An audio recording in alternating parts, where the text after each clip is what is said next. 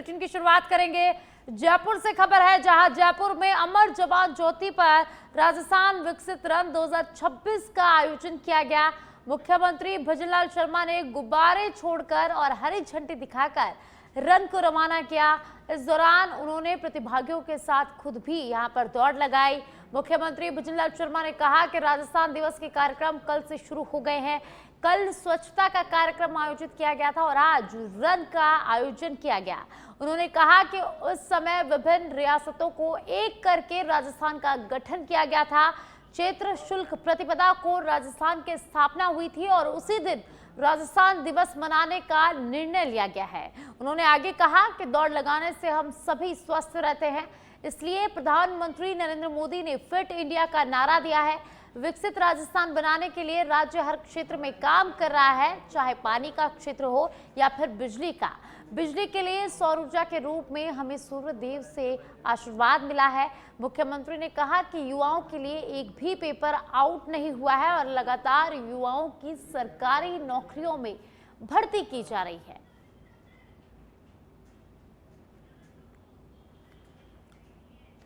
तो विकसित राजस्थान, जिस मन और विश्वास के साथ इस विकसित राजस्थान रन में भाग लेने के लिए आए, मैं आपका स्वागत करता हूं, अभिनंदन करता हूं।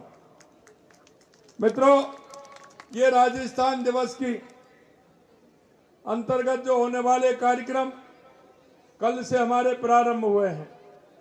कल हमारा स्वच्छता का कार्यक्रम था, उसे लेकर के चले थे। आज रन फॉर विकसित राजस्थान है।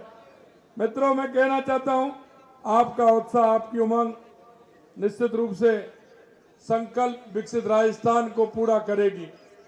साथियों, पिछले वर्ष हमारी सरकार ने 100 परंपरा की शुरुआत की थी, क्योंकि इस राजस्थान का स्थापना दिवस 30 मार्च 1949 को भारतीय नववर्ष की चैत्र शुक्ल प्रतिपदा को रेवती नक्षत्र और इंद्रयोग में बृहद राजस्थान की स्थापना हुई थी।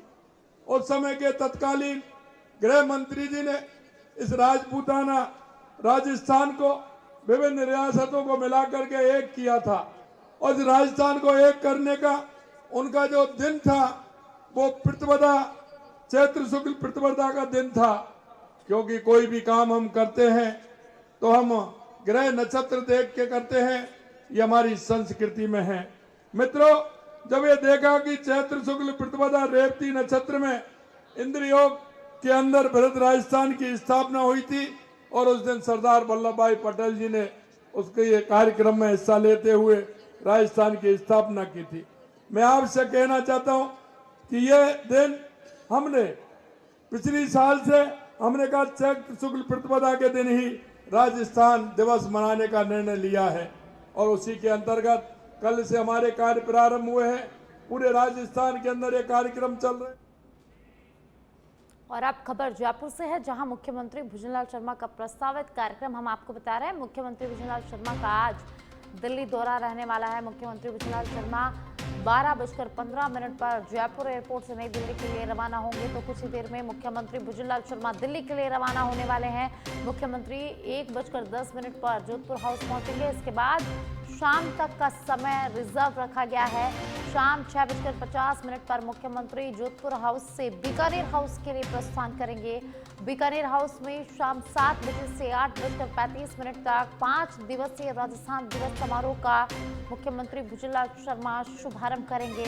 उसके बाद मुख्यमंत्री भजनलाल शर्मा रात 8:35 पर बीकानेर हाउस से वापस जोधपुर हाउस के लिए प्रस्थान करेंगे। तो मुख्यमंत्री भजनलाल शर्मा का आज के प्रस्तावित कार्यक्रम, मुख्यमंत्री भजनलाल शर्मा का आज दिल्ली जाने का कार्यक्रम रहने वाला है। कुछ ही देर में जयपुर से दिल्ली के लिए मुख्यमंत्री भजनलाल शर्मा रवाना होंगे।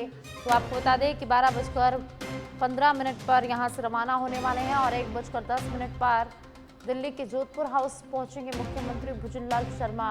तो शाम तक का जो समय है वो यहाँ पर मुख्यमंत्री का रिजर्व रखा गया है। उसके बाद शाम को जोधपुर हाउस से बीकानेर हाउस जाएंगे मुख्यमंत्री भजनलाल शर्मा।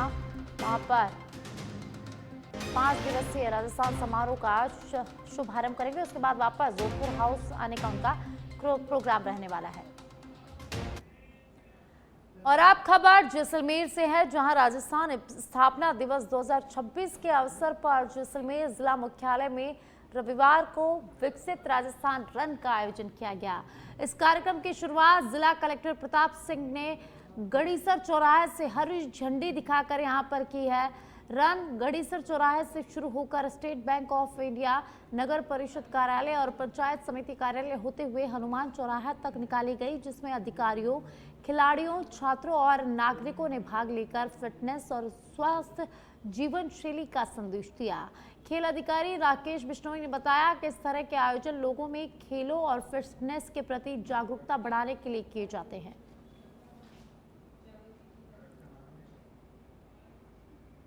राजस्थान दिवस के उपलक्ष्य में आयोजित आज राजस्थान विकसित रन का आयोजन हुआ है, जो गढ़ीसर सर्कल से लेके हनुमान सर्कल तक लगभग 3 किलोमीटर की ये दौड़ हुई है।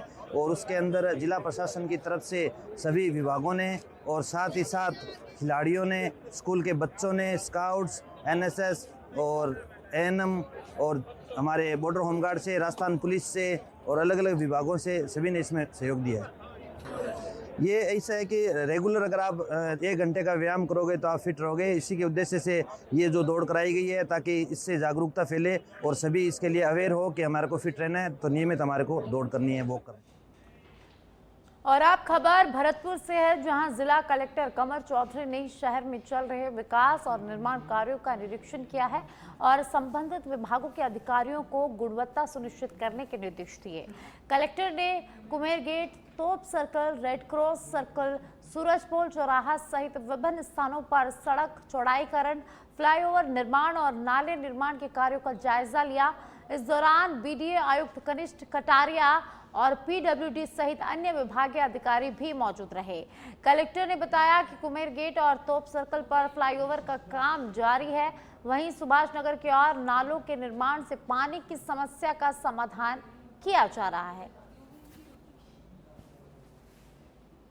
देखिए, शहर के बीच में मल्टीपल काम चल रहे हैं। यहाँ पे अगर कुमेर गेट और इस तोप सर्कल की बात करूँ, फ्लाईओवर का काम चल रहा है और पीछे जो इस तरफ में पश्चिम दिशा में जितने भी सुभाष नगर और इस तरफ के नाले बनने हैं, जहाँ पे पानी की निरंतर समस्या रहती है, तो वहाँ के नाले भी बन रहे हैं। एक तरफ पीडब्ल्यूडी काम कर रहा है फ्लाईओवर का, दूसरी तरफ बीडीए नालों का काम कर रहा है। दोनों कामों के बीच में थोड़ा सा समय लगा है। उसका कारण ये था कि पानी की पाइपलाइंस, बड़ी बड़ी पाइपलाइन अंडरग्राउंड चल रही है, बिजली के ट्रांसफार्मर ओवरग्राउंड है, उनको कहीं ना कहीं शिफ्ट करना है। तो वो सारी की सारी जो प्लानिंग है पहले से हो रखी है। वहाँ जगह की कमी होने के कारण, क्योंकि काफ़ी अतिक्रमण आगे है, अगर हम अतिक्रमण अभी इस स्टेज के ऊपर तोड़ते हैं तो उसके बीच में भी व्यापारियों का काफ़ी ये आ रहा है कि साहब हमारा धंधा जितने देर चलता है उतनी देर चलने दिया जाए। तो प्रयास ये है कि व्यापारियों का कम से कम नुकसान हो, जो मैंने पहले भी कहा है, और व्यापारियों के कम नुकसान के साथ में इन ट्रांसफार्मर्स को भी भूमिगत किया जाए, लाइनों को भी भूमिगत किया जाए, तो अपने पास जगह बहुत कम बचती है। कम जगह में थोड़ा सा समय लगता है, फिर भी एजेंसीज के पार्ट पे जो कमियां हैं उनको निर्देशित कर दिया गया है कि जल्दी वैकल्पिक मार्गों को, जो जनता की तरफ से काफ़ी डिमांड आ रही थी, वैकल्पिक मार्गों को अगले 7 से 10 दिन के बीच में, कुछ 7 दिन के अंदर और कुछ 10 दिन के अंदर जनता के लिए अच्छी तरीके से वैकल्पिक मार्गों। और अब खबर फलोदी से है, जहां जैतसर पंचायत मुख्यालय क्षेत्र के लोग पिछले कई महीनों से मोबाइल नेटवर्क की गंभीर समस्या से जूझ रहे हैं।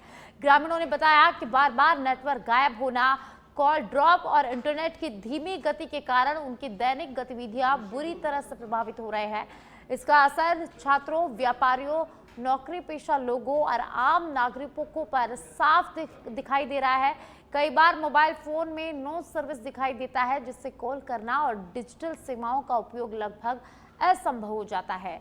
व्यापारियों का कहना है कि डिजिटल भुगतान न हो पाने से व्यवसाय प्रभावित हो रहा है, जबकि छात्रों को ऑनलाइन अध्ययन सामग्री डाउनलोड करने में परेशानी का सामना करना पड़ रहा है।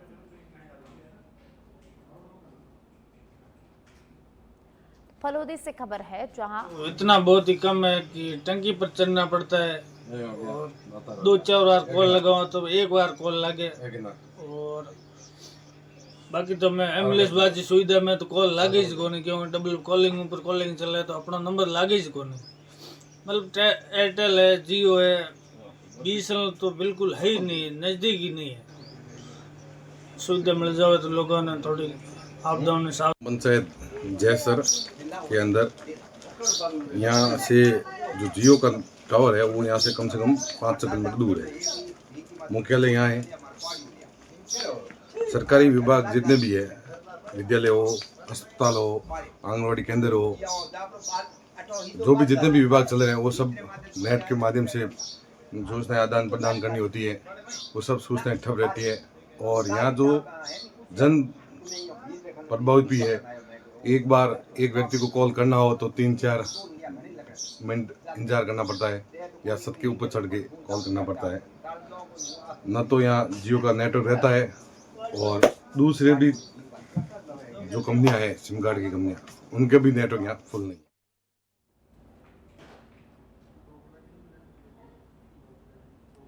तो फलोदी से खबर है, जहां महीनों से मोबाइल नेटवर्क की गंभीर समस्या यहां पर है, जिससे लोगों को भारी परेशानी का सामना करना पड़ रहा है। बार बार सिम से नेटवर्क गायब हो जाता है। कॉल ड्रॉप और इंटरनेट की धीमी गति से लोग यहां पर काफ़ी परेशान हैं। उनकी दैनिक गतिविधियों को यहाँ ये जो समस्या है वो लगातार प्रभावित कर रही है।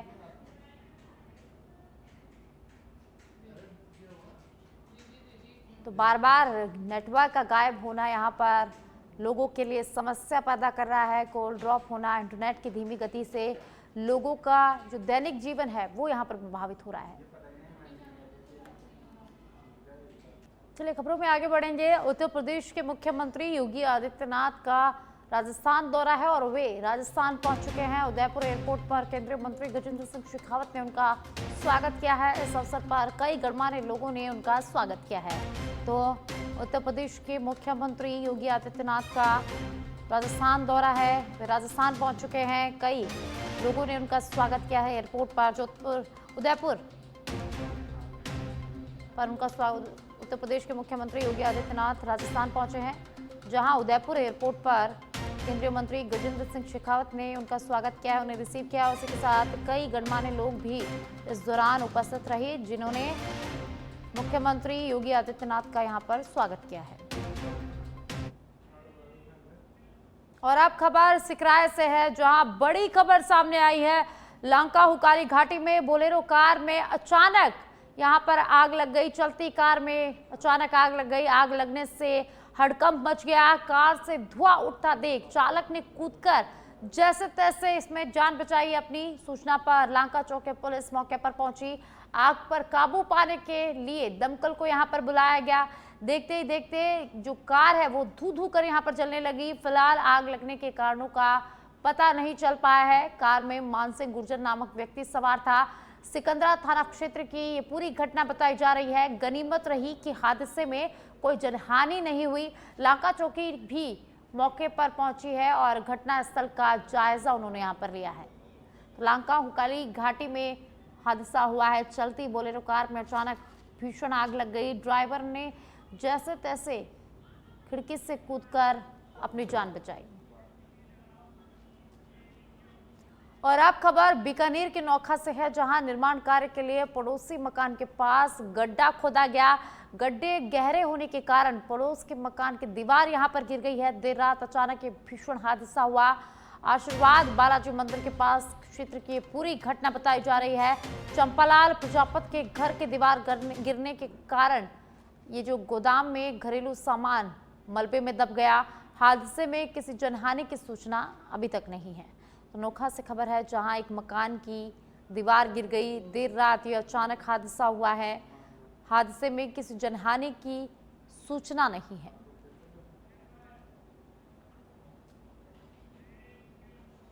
और अब खबर पाली की सोजत से है, जहां एक मेहंदी फैक्ट्री में खाना खाने के बाद करीब 2 दर्जन मजदूरों की तबीयत अचानक खराब हो गई।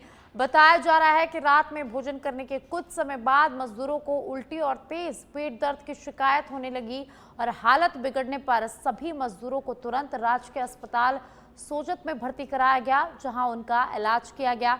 चिकित्सकों के अनुसार फिलहाल सभी मजदूरों की हालत स्थिर बताई गई है।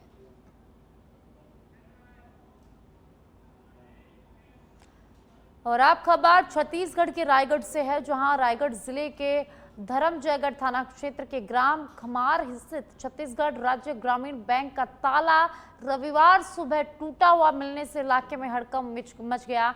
सुबह ग्रामीणों ने जब बैंक का मुख्य ताला टूटा देखा तो उन्होंने तुरंत बैंक कर्मचारियों को और पुलिस को इसकी सूचना दी। सूचना मिलते ही धर्मजयगढ़ पुलिस मौके पर पहुंची और मामले की जांच शुरू कर दी गई है। वहीं बैंक प्रबंधन द्वारा शाखा के अंदर रखी नकदी और महत्वपूर्ण दस्तावेजों की जांच की जा रही है। जांच पूरी होने के बाद ही पूरे मामले का यहां पर खुलासा हो पाएगा।